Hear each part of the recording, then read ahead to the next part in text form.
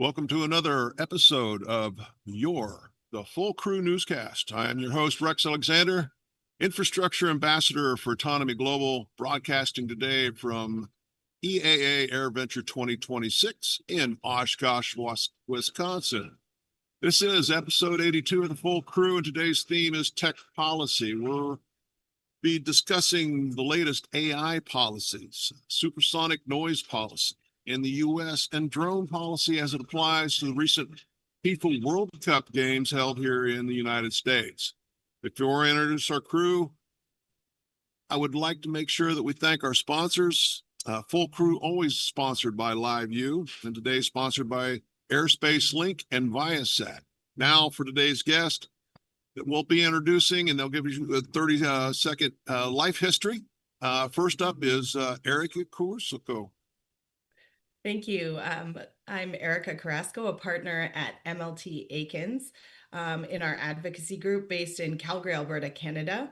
My practice focuses on complex commercial litigation, privacy, cybersecurity, emerging technology, artificial intelligence, and aviation law, with a particular emphasis on drones, autonomous systems, and advanced air mobility. What distinguishes MLT Aitkins from many other firms in Canada is truly our bench strength in emerging sectors like drones, AI, advanced air mobility, small modular nuclear reactors, and data centers, to name a few. We have more than 350 lawyers across Western Canada that bring together leading litigators, technology, privacy, cybersecurity, regulatory, Indigenous, and government relation professionals to allow us to provide a truly multidisciplinary approach on these types of complex matters that are being faced by organizations in the rapidly evolving technology landscape. So tech policy is very important to us. Thank you, Erika. Now, second up, we have Courtney Freeman. Courtney, take it away. Hi there. Courtney Freeman. I'm counsel at Adams and Reese. I live in Seattle. I'm associated with the DC office, so both Washingtons. And Adams and Reese is a recently Chambers Band 1 ranked aviation and aerospace regulatory practice. We cover both traditional and emerging aviation issues of all kinds. And prior to the great crew at Adams and Reese, I spent 10 years with the FAA and another year before that at the Department of Transportation as an honors attorney. And during my time at the FAA, I was in the operations law branch, team in the Office of the Chief Counsel doing regulatory operations work as a staff attorney, and then a senior attorney, and then the manager of the group. And that is where I worked with one of our Chris. Thank you so much, Courtney. And last but not least, Chris Senn. All right. Hello, everyone. Chris Senn here. Let's see, where should I begin? So currently I am a senior associate at Greenberg Traurig. It's a global law firm based in Miami, Florida, but we have over 50 offices all throughout the world. Actually just started here about 2 months ago, but my career started in the Marine Corps. I started out flying drones. I'm known for being an expert in drones, but there are many out there. And then following my time in the Marine Corps, I went on to work at a company called Raytheon, did that instructing drones, and then got my graduate degree and went on to teach as an assistant professor of aviation at Kansas State University. While there, that led me to the law, which is how I became an attorney. And then after that, I've hopped in and out of private practice 3 times. This is my 3rd time in private practice. Arizona initially, then I went to Capitol Hill and became the aviation attorney up there for the House of Representatives. Then back in private practice, and as of the latest government service I held, I was the assistant administrator for government and industry affairs at the FAA for a little over a year and 3 months. I came in a little after the DCA crash last year. Got a call from some officials in the government, and they said they could use someone to help them get back on their feet and respond to Congress as it relates to the crash. So really looking forward to speaking to some of the things that I know as it relates to drones today, and I think we'll have a good conversation. Excellent. Thank you, sir. And Erika, you're first in the spin cycle. So we'll bring up the article, but why this article, and what do you feel is most important to get across to our audience? Yeah, the articles I had chosen two, and I think the one that's up on the screen is the BBC article about what to know about Canada's new AI strategy. There's also the Canadian Bar Association National Magazine article called Canada's AI Strategy, Clear Direction or Digital Self-Sabotage. So I just wanted to talk a little bit to the audience about this national AI strategy that Canada's put forward. I thought it was interesting for a few reasons. I looked at it sort of in juxtaposition with the way that tech policy had developed with drones and advanced air mobility, watching that from its inception back in 2014 to today, and now watching how this government is trying to address AI. And so I thought it was important to sort of compare and contrast those two to see, is this going to work? How is this going to work? And what does it really mean for those practicing or trying to commercialize in drones and robotics, whether in Canada or globally? So I thought maybe I'd start with just to sort of talking a little bit about what the strategy is to set the tone, and then some of what the criticisms are of the strategy. So right now, the federal government has created this roadmap to really make sure that Canada remains a global leader in AI. We had a plan back in 2017 when that we first launched that really focused on building AI research and talent. This new strategy is called AI for All. The government says that's not just a slogan, but an actual strategy. And it expands that research vision from not just research, but into economic growth, adoption of AI across industries, public trust, and again, keeping technology sovereign to Canada, which I know that in the US is a big topic as well. So, I thought that's interesting that Canada's now sort of really taking a stance on that as well. So at the core, the strategy recognizes that AI is a foundational technology, much like the internet was when it first became prevalent. And so the government's goal now is to ensure that Canada not only develops leading AI technology, but captures economic and social benefits in deploying them. So there's 6 pillars that have been identified. 1, protecting Canadians and safeguarding democracy. 2, empowering Canadians. 3, sharing prosperity. 4, building Canadian sovereignty AI foundations. 5, scaling Canadian champions.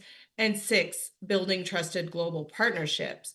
But more important to those 6 pillars is there's also been some industries identified that includes both manufacturing and robotics and transportation. So in the drone and robotics industries, that's important for us to take note, and how this strategy will dovetail with our own regulations and what it will mean for that.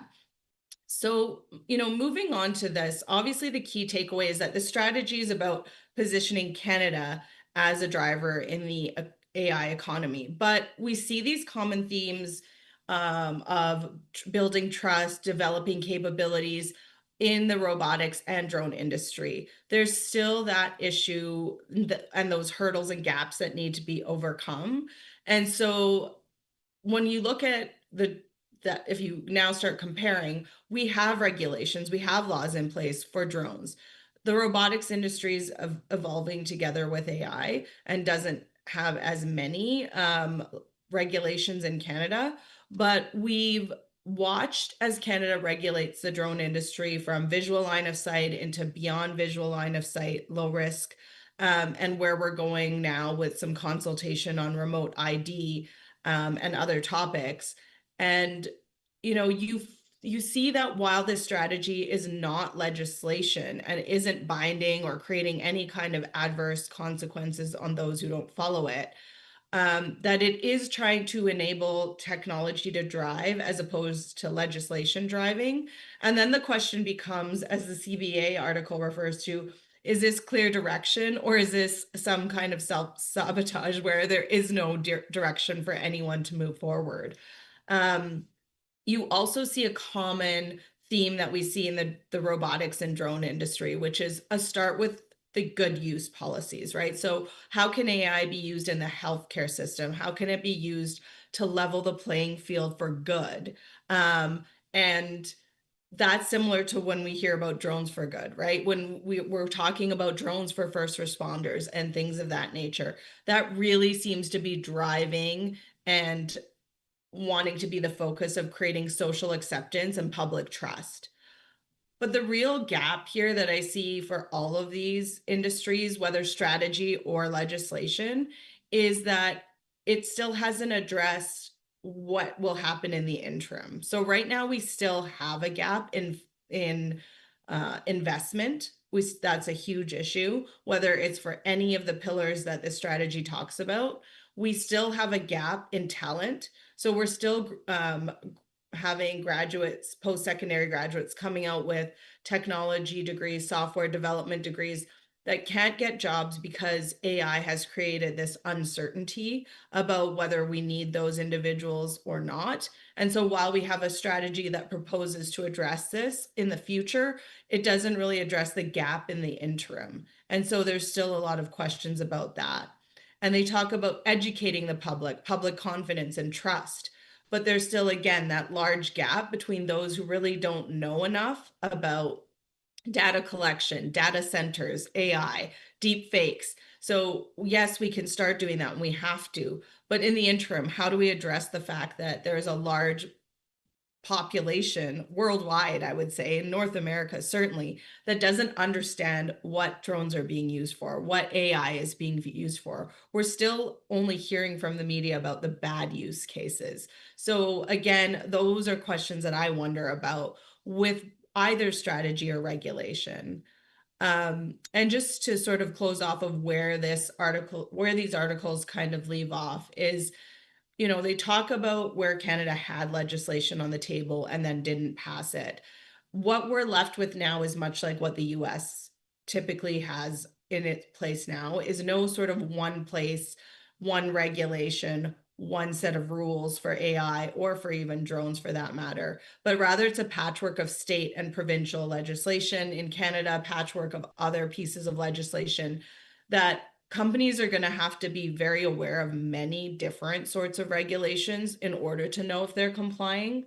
So, does it help that we've enabled strategy and technology over legislation right now? Or would some guidance be helpful in what is actually required is going to be the question.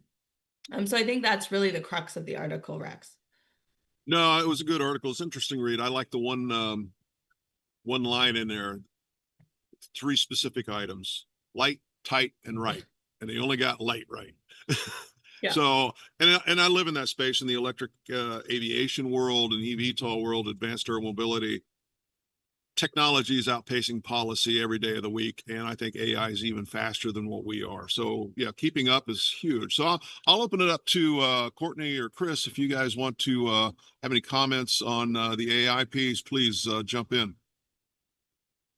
Well, I was just going to say, one interesting thing that we've seen recently on the US side is this national security policy memorandum that the Trump administration just issued. Sort of, it was really pretty narrow just to sort of defense side AI, but it sort of poses similar interesting questions of like international adoption and whether the standards between countries, especially in between allied countries in the defense space, whether that will matter for AI policy. Do you have any thoughts, Erika, on how important it is that countries like the US and Canada are aligned on issues like that?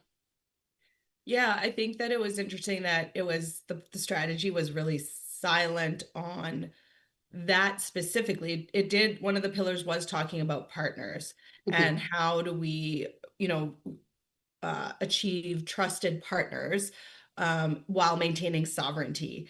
And I think a lot of what Canada intends to do is fall back on the EU Act, because the EU AI Act, because that is really the global standard from its point of view on the framework for AI regulation. And so OECD principles, G7 initiatives. So to the extent that the US is at the table, for example, the G7 initiatives on governance, I do think that having that alignment will be really important as we move forward, especially as Rex said, that, technology is really outpacing the ability to legislate. We're seeing that as well on an international playing field with many of the UN treaties and conventions that parties are signatories to. Those are very outdated and very difficult to update. So I think we're really going to have to rely on those discussions and informal agreements, which makes me as an attorney uneasy. Yeah, no, I agree with you. Chris, any thoughts, sir? Erika, you had posed the question of, how do we address the fact that there's a large population of folks who don't know what drones or AI are being used for.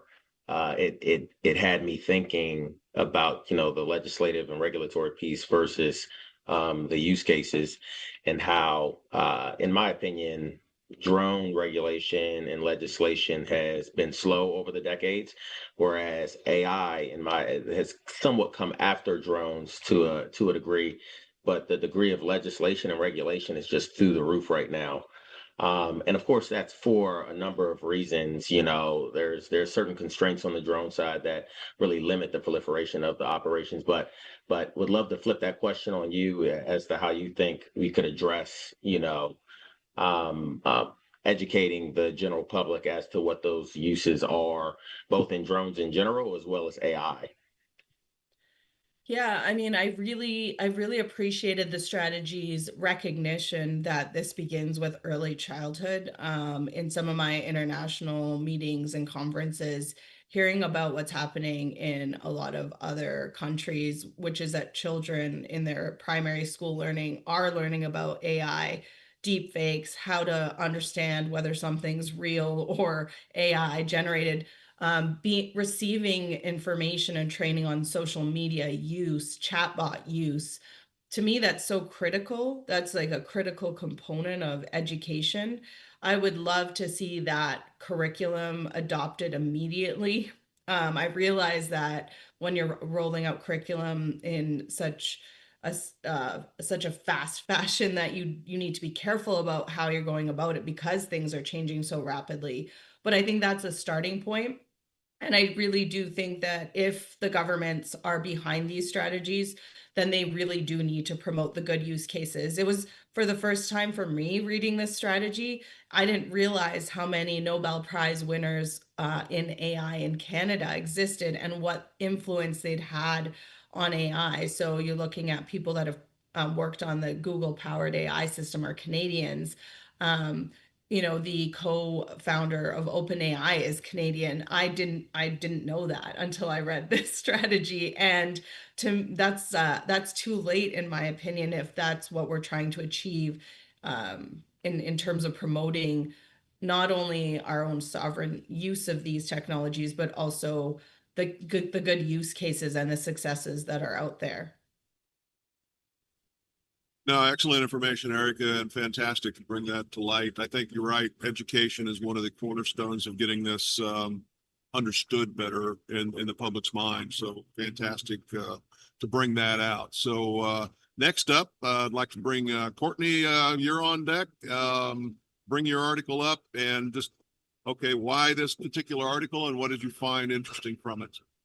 Well, this is really the perfect intersection of all of my interests, right? A historical, aviation issue sort of taking center stage again with, new technology and a new way forward. I was a history major at Northwestern, so anything that has a historical bent is always, very intriguing to me. But long story short on this one is basically the FAA, took its first major step in a little over 50 years on enabling civil supersonic flight over the continental US. It's an NPRM, so public comment period is open until August 17th. But essentially, the change is that civil aircraft right now cannot fly faster than Mach 1, which is the speed of sound over the US, unless they have a special FAA authorization. And the proposed rule would replace that old speed-based restriction with a noise-based standard. So it's a performance-based rule. And essentially the FAA is saying if a company can prove that the boom that reaches the ground stays below the FAA's proposed limit, then you could essentially conduct supersonic overland flight.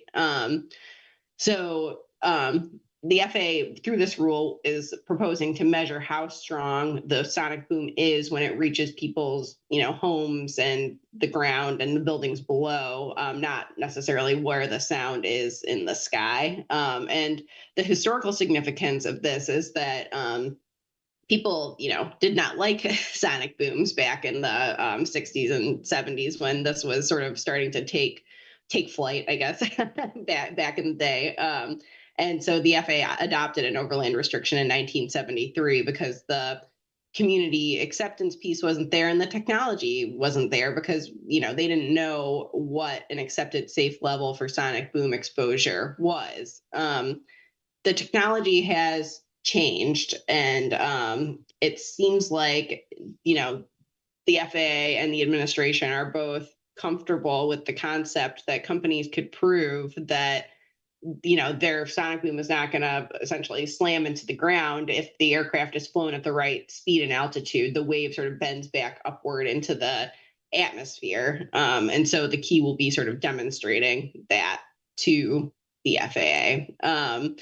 And so, the FAA will take comments on this and then they'll develop a final rule that, ultimately enables it. And ostensibly, typically that is what happens, once the FAA initiates a proposal, although it is possible that they could, change their mind and pull it back. The key with this, as with any emerging aviation technology, especially as we've also seen in the drone and AAM space, is going to be the community acceptance piece because, the FAA has the safety authority to authorize this, just as they have the safety statutory authority to authorize drone operations or eVTOL operations. But, if people don't want this operating over their house or in their communities, then, you're going to have a whole different set of problems as a company that has nothing to do with the FAA side of the house. So I think that's sort of the remains to be seen piece of this that will be interesting. No, I remember back a long, long time ago taking a class in aviation law, and our professor was a law judge out of St. Louis, and we took a week and spent on archaic rules still on the book. And I mean, I remember the comment. It's like it's one thing to put a rule in place. This is a totally different animal to get it off the books. So I can understand it's an uphill climb, but it's great to hear that the FAA has opened it up and we're looking at actually moving that forward. Open it up to Erika and Chris. Thoughts on what Courtney's brought to the table?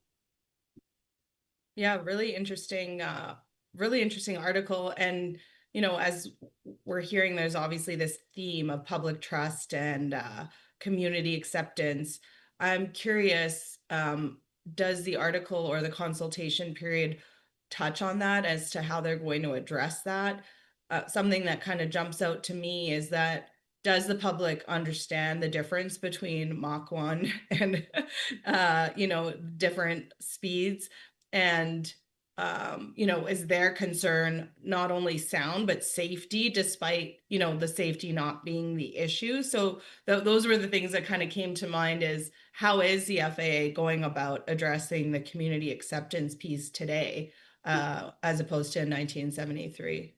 Yeah, I mean, so it's interesting because the NPRM, and I wasn't, involved in this during my time at the FAA, so I can speak to it. The NPRM categorically excludes the environmental analysis, which is pretty typical of a proposal because, the idea is that the agency actually, there's no impact yet because it's just a proposal. But I think it will be interesting to see if what the FAA does at the final rule stage from an environmental impact perspective, and if folks push back against that analysis and the comments, because it seems to me that would be the sort of thing that it would be good to sort of get out in front of rather than sort of categorically excluding away, as sometimes agencies want to do with environmental analyses. Sounds good. Chris, what are your thoughts, sir? No, I mean, I find this pretty interesting as well, and I've tracked it for a few years now in terms of just the enabling of supersonic, hypersonic operations, even back to my Hill days, my Capitol Hill days. I'm curious to see how this will evolve, and more specifically, how long it may take to actually come to fruition. The current administration has what 2.5 years left, and this was enabled through an executive order. As folks know, whenever another administration comes in, if the White House were to flip, as an example, I could see a world, not me saying, I'm more than positive something like this would likely get clawed back. And so, honestly, the FAA is on the clock. The FAA is on the clock, I think, to actually get this done to a final version, and more specifically, hopefully they can get on the ball to actually operationalize this for the stakeholders and the actual manufacturers and developers of this technology. I think it'll be very, very fascinating to see if they're able to get there. Courtney knows this better than I do. Quite often, you have these enabling pieces of regulation, legislation, whatever the case is, but at times the stakeholder's not ready. Right. And Courtney knows this better than I do as well. The FAA will not move forward, even if, of course, they have the capabilities to do so, if it's not a safe operation. So, and would love to hear from you, Courtney, on this in terms of what your thoughts are as far as, if the stakeholders can keep up with this pace. Because supersonic, hypersonic is just, it's in its infancy. Of course, it's come and gone in the past, decades, but I would argue it's definitely behind, commercial space, drones, even air taxis. And so we'll have to see how it evolves, but would love to hear from both Courtney and Erika if we don't have anything on that and the stakeholders keeping up. Yeah, I mean, that is always sort of the tough thing. The FAA, as we well know, the United States has as we like to tout, the safest airspace in the world, right? And so the FAA really you know endeavors to uphold that standard, and it may be that there is a standard in the rule that is not something that the stakeholders can meet at this time. So the rule may, as you're saying, Chris, the rule may come out with a standard, and then the stakeholders may have to sort of continue to develop their technology to get to that point. And that that we've seen that, like, with a great example is the powered lift special federal aviation regulation. The FAA developed what in its view was the safest rule possible for powered lift, which are also known as eVTOLs. And stakeholders are having some issues meeting the requirements of the rule from an operational perspective. And so those are some things that might have to get adjusted down the line. But I think the FAA is definitely open to receiving, demonstrated proof that there is another safer way to do it, as we see in the airworthiness space, with all the compliance and that sort of thing. So I think there's room to wiggle, but we'll sort of have to just wait and see how it develops, as you said, Chris. Yeah, I think it's for me it's a very uncomfortable area, because as someone providing legal advice to clients about what they can or cannot do, it's things like this that create that difficulty. And as I've watched, as Courtney said, like, the regulations evolve to a point where the stakeholders aren't ready to even meet them, then the question becomes, well, what was the use of that regulation? If, for example, we have low risk BV loss, but we have none of the manufacturers who've met the safety assurance declarations in Canada, so therefore really technically no one can fly low risk BV loss yet. And so they've had to extend out that time for manufacturers to comply. And then you're seeing things like a strategy that don't have anything, but then there are antiquated laws that kind of don't speak, they speak to the contrary. And so, yeah, we're in a very difficult position now with all of these things. Our AI legislation was prorogued because of a change in our government. And so, yeah, I think we're in a very interesting time and space with technology and policy and law. So it's going to be interesting to watch it all unfold. No, and I think I'll go back to what we talked about earlier with you, Eric. It's the educational piece is going to be a huge piece, because when we present this to the public, having worked in those planning and zoning commissions, trying to explain noise studies to a layman and say, okay, what's a decibel and how is it measured? And explaining to them what the logarithmic measurement is. And when somebody says, oh, we're cutting the measurement by half, that doesn't mean you're going from 90 decibels down to 45 decibels.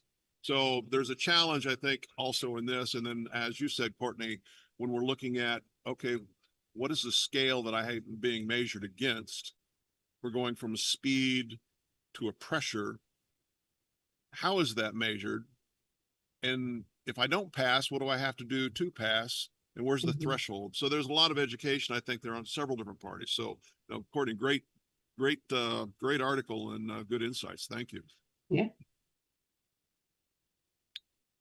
With that, Chris, you're up. We'll bring your article up here and tell us what the article's about, why it was of interest to you, and what you gleaned from it, sir.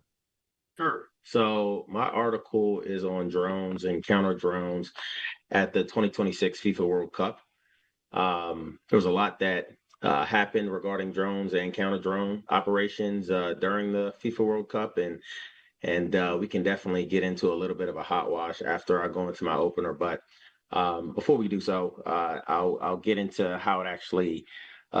Before we get into how it played out, excuse me, I'll set the table. Oh man, I'm need a glass of water over here. Horrible timing. I'll set the table on what the rules were going into the tournament because I played a little bit of a role as one of the head politicals on drones and some counter drone operations when I was back in the administration, and hopefully I can provide some context. So ahead of the 2026 World Cup, the FAA in particular for U.S. Games designated every U.S. venue as a no drone zone for the length of the event. There were like a good dozen or so. And in plain terms, that means that unauthorized drone flights were flatly prohibited in the designated airspaces and on the surrounding grounds as well. It wasn't just the stadiums, it was practice facilities, it was hotels that the teams and the support staff were staying in. It was relatively far reaching, and there's some skinny that I can get into on the back end of this if you'd like to, as for how that played. But it covered a bunch of stuff. And the mechanism that was used to actually prohibit these operations are called temporary flight restrictions. So around the match venues, as well as these other facilities, there was, generally speaking, a 3 nautical mile bubble of up to 3,000 feet on game days. And then around certain fan events, it was a little bit of a smaller footprint, 1 nautical mile and up to 1,000 feet. And critically, these switched on and off by date, by venue. So you really couldn't assume anything from memory. It was like you had to know aviation and know where the no drone zones were. And understandably so, if you were or are a certificated drone operator, you somewhat should know how to find those stuff. So like I said, you had to check the specific venue on the specific date, which is why the advisory kept pointing the people back to the FA's Before You Fly app and the NOTAM system, as well as the other UAS data feeds. The penalties were stacked and they could hit all at once. Like on the criminal side, you had potential immediate arrests, and there were some. You've had penalties of up to 1 year in prison, and then you also had fines in the thousands of dollars range.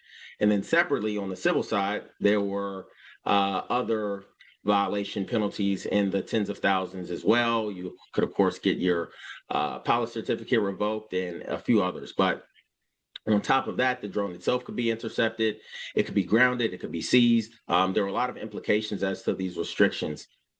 And the statutory hook that allowed for this, it was under 49 USC sections 46307 and 40103, which make it illegal to not only operate an aircraft as well as drones in these restricted airspaces without authorization. And so one thing I just want to highlight is the baseline compliance rules. They never went away. The tournament raised a bunch of the stakes, though, when it came down to these operations. And as I'm sure you can imagine, with having over a dozen game venues, along with dozens of practice facilities, as well as where the folks were staying, There was a lot going on, a lot of recreational flyers that still needed to fly or they wanted to fly, a lot of commercial drone operators that wanted to fly as well. And like looking into, and we're still, doing a deep dive and a hot wash of it all. Reports are showing that there are over 600 violations that they handed out, that the FAA handed out, and over 100 arrests that at the least bit DOJ and combined with the DHS, the Department of Homeland Security, made during these games. And so it's going to be an interesting one. I think that, over the past year, Congress had, they expanded counter drone authorities to state and local levels. And this is like the first pilot, if you want to call it that, where they can actually put the framework to practice to see how it will play out.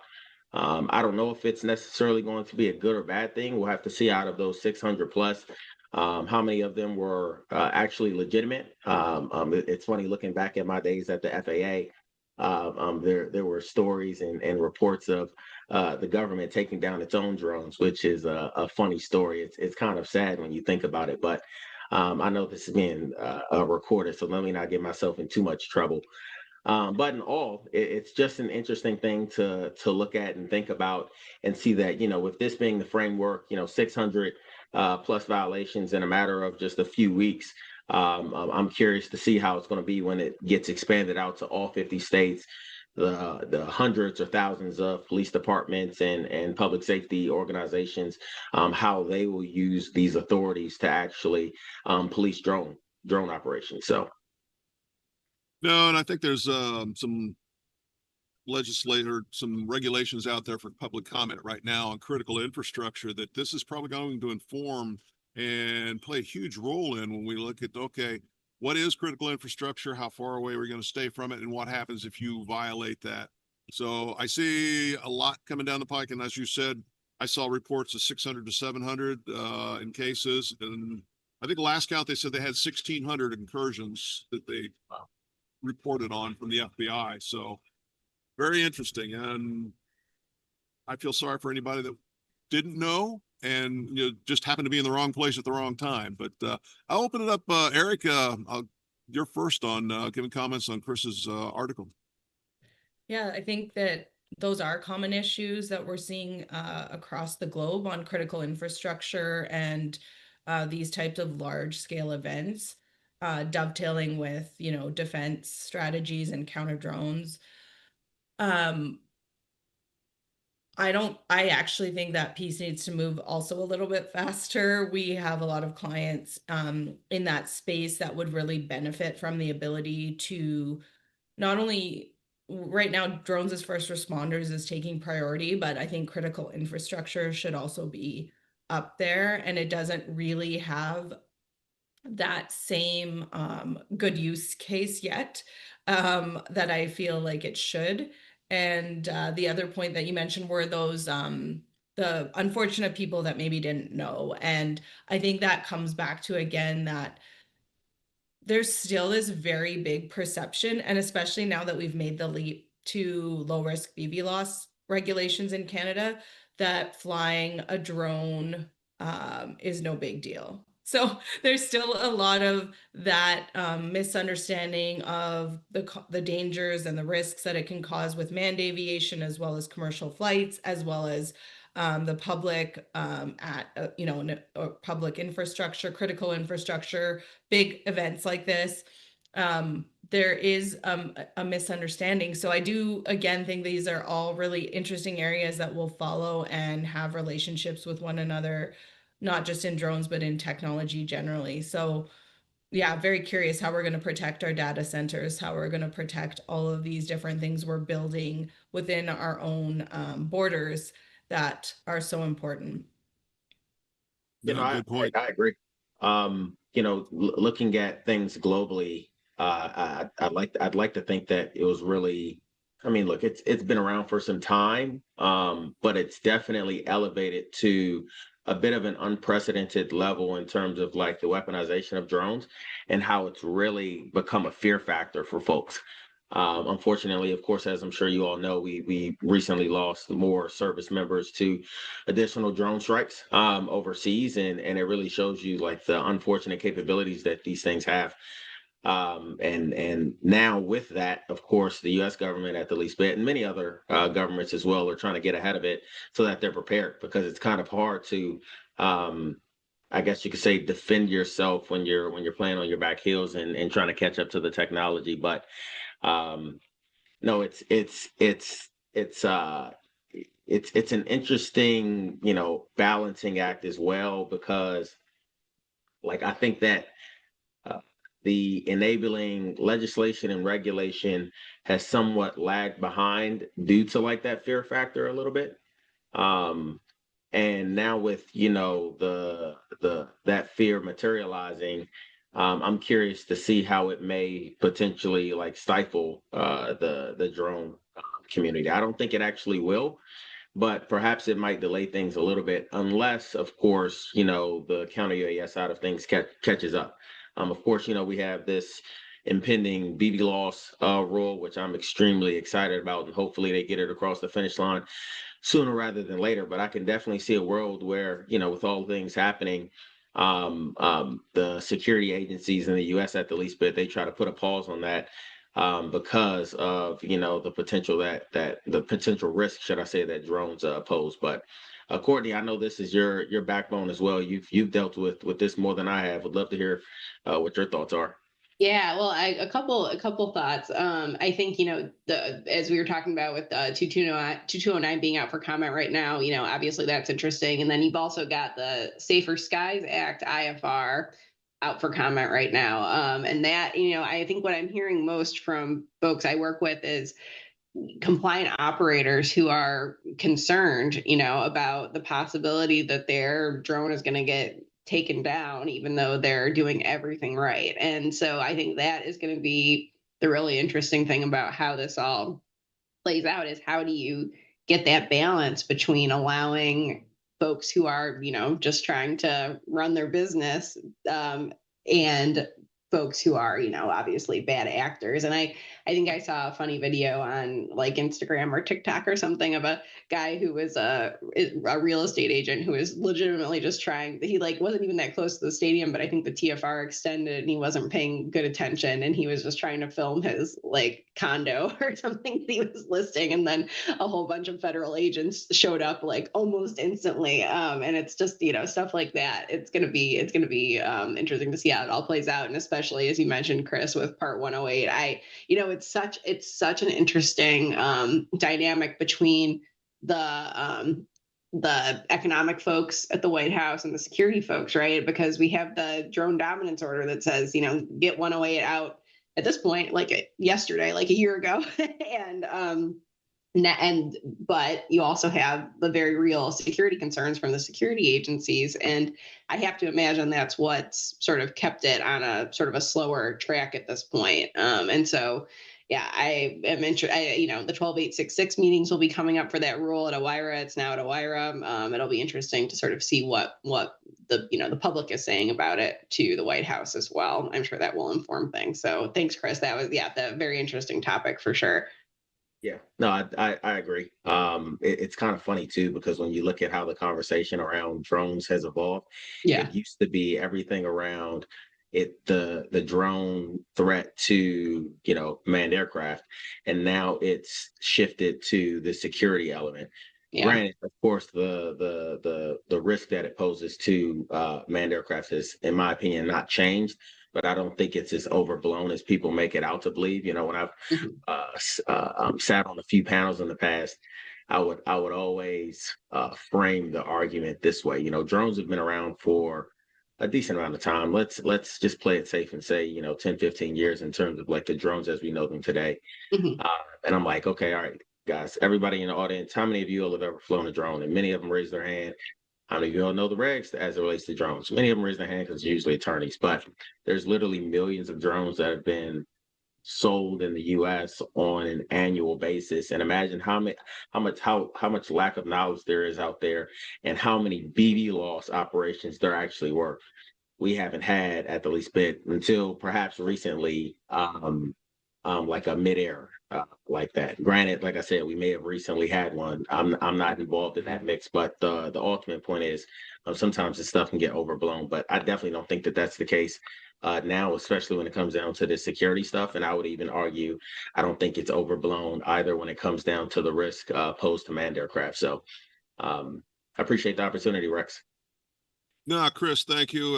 I know one of the issues we've talked about on Capitol Hill, specifically on the drone side and the BB loss side, is doing a better job of providing drone operators with accurate information of where that critical infrastructure lives. And that's one of the issues we've been really fighting. Is we did a study with NASA back in 2019 and identified nearly 2,000 hospital heliports in the United States that the FAA has no record of. I work and live in Indiana. It's like 32 hospitals, and some I used to fly to back in the early 90s that are still not in the system. And then there's those that are in the system, but they're inaccurate. And there's no, number one, there's no budget, and there's no staffing in the FAA to go back and actually evaluate that and update it. So there, I think we're doing the drone industry a disservice by providing them with bad information, because when you open up your before you fly app and you think you're doing everything right, and the information we're providing you is incorrect, I think we can do better as an industry. So, but Chris, thank you. I'm going to ask Michael, our co-host here from Full Crew. Do we have any questions on your side, Michael? I appreciate you asking me. No one normally does. No, actually, today I don't. Okay. But I wanted to make sure I included you, because I know you're working harder than we are. So yes. Oh no, you guys made it easy.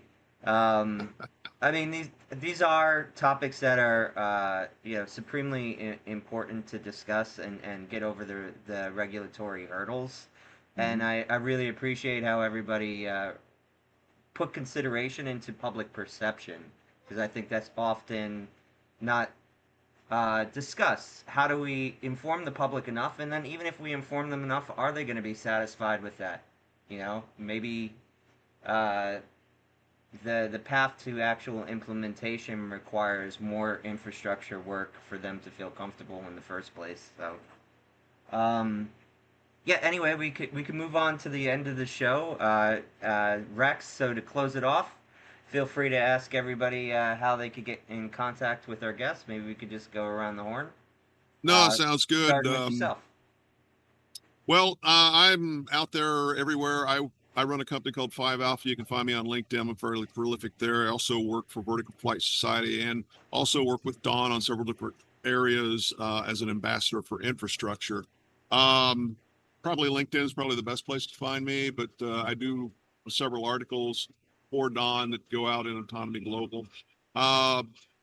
Erika, where can people find you? How can they contact you? And where are you most visible at? You can find me everywhere. You can find me on LinkedIn. You can find me on the MLT Aitkins website at www.mltaikins.com. I'm also the robotics ambassador for Autonomy Global. So if you're enjoying those articles, let me know. And yeah, I'm pretty easy to find. So please reach out. Would love to connect with everyone out there. Thank you very much. And Courtney, how about you? Well, like everybody else, I'm on LinkedIn. You can find me on the Adams and Reese website. My email is courtney.freeman@arlaw.com. And I'll be at Commercial UAV if anybody is going to be there. Speaking on a panel where Dawn is moderating on cutting through the legalese of statutory and regulatory requirements. So that should be a pretty good one in September there in Las Vegas. But yeah, that I'm sure you'll be able to find me. Excellent. Chris? Yeah, I'm pretty easy to find as well. Feel free to Google my name, put aviation at the end, because there is like a professional skateboarder or something out there that has me beat. But outside of Google, of course, I have my own LinkedIn as well. And if you, of course, are in need of legal services, then just going to gtlaw.com. I'm also reachable there, or chris.senn at gtlaw.com is my email address. So yeah, I think we're all pretty easy to find, but certainly. Well, thank you all three for a fantastic discussion down in the weeds in tech policy. So with that, we're going to wrap up our amazing show. This will be posted and online. So if you missed anything, go back and listen to it. Before we go, I want to make sure that once again, we thank our sponsors. Again, always powered by LiveU, and our sponsors, Airspace Link and Viasat. And for the full crew, I'm Rex Alexander, and we're out here.